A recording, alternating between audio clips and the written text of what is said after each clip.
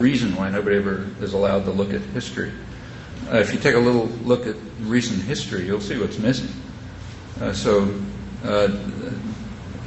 was an article in the New York Times, again, yesterday, asking, what happened to the anti-war movement? It was so huge in the past. How come it's so small now? If you take a look at that article, the first date that it mentions is 1970. Okay. And it says, there was a fantastic anti-war movement in 1970. How come it's not like that now? What it didn't say is what happened before 1970. And it's not because the reporter is concealing it. She probably doesn't know. You're not allowed to know that when you go to school. What happened is that, and this is so little, it's almost unknown, but it's a fact. The war began publicly in 1962. It was in 1962 that the Kennedy administration publicly announced, not secret, that the U.S. Air Force is bombing South Vietnam, authorized chemical warfare to destroy food crops, were beginning to drive millions of people into what amounted to concentration camps. That was after 7 years in which the U.S. client regime had killed maybe 70 or 80,000 people, and they couldn't control the population, so the U.S. went to direct aggression against South Vietnam. South Vietnam was always the main target of the attack. The rest of it was horrible enough, but it was peripheral.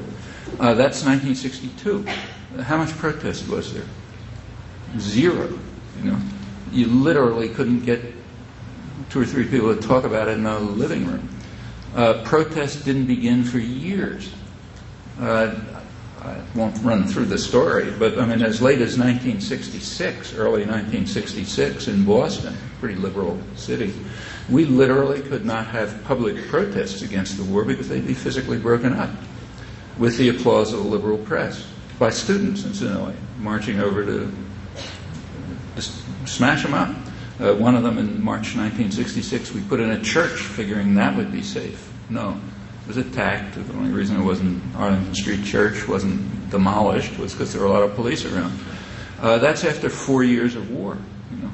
By then, hundreds of thousands of people had been killed in South Vietnam. There had been, saturation bombing of densely populated areas. The war had extended to North Vietnam for a year. You still couldn't protest it because nobody was protesting.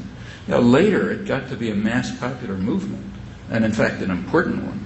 By 1969, around 70% of the American population regarded the war as, quoting from polls, fundamentally wrong and immoral, not a mistake. Incidentally, virtually no intellectuals. That's why you don't read that. What you read is it was a mistake. But the population said, no, it wasn't a mistake. It was fundamentally wrong and immoral. And furthermore, they kept that.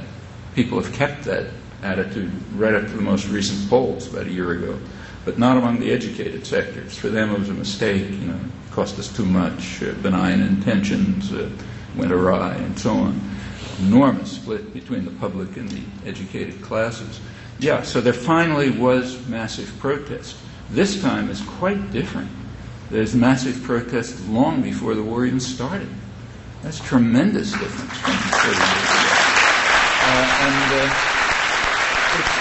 It's not the only difference. The whole country became a lot more civilized in just about every respect you can think of. There was no women's movement back then. There was no environmental movement, a couple of people maybe. There were no third world solidarity movements. There was no mass popular anti-nuclear movement. There was certainly no global justice movement. That's the last couple of years. There were no anti-sweatshop movements. Just go across the board. All sorts of things have happened which have completely changed the country, including opposition to aggression and violence. And furthermore, the government is well aware of it. When the first Bush administration came in 1989, any incoming administration gets an intelligence review of the world situation. Well, usually it's secret. Maybe if you're lucky, you'll find out about it 40 years later. This one, a paragraph got leaked. It was barely reported, but it was very important, maybe because it was very important. And you should pay attention to it because it explains their thinking. It was about what the U.S. should do in a war against much weaker enemies. Okay? They're the only kind you get involved with, for obvious reasons of prudence. It said in the case of a war against much weaker enemies, we must win rapidly and decisively, because otherwise political support will collapse. It's understood to be thin. It's not the 1960s anymore, when you could go on and massacre people for years and years without any concern about opposition. Now you take a look at the interventions in the 90s, that's what it is.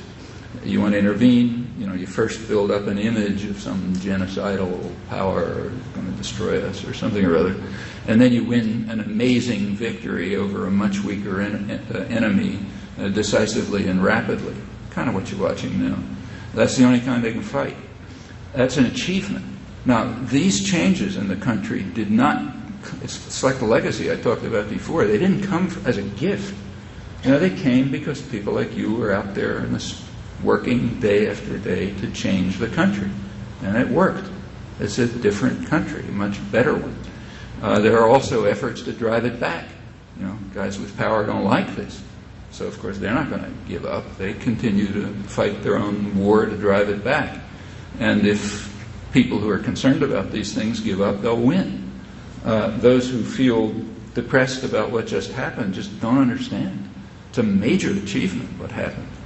Not enough to have stopped this war, but totally different from in the past. That's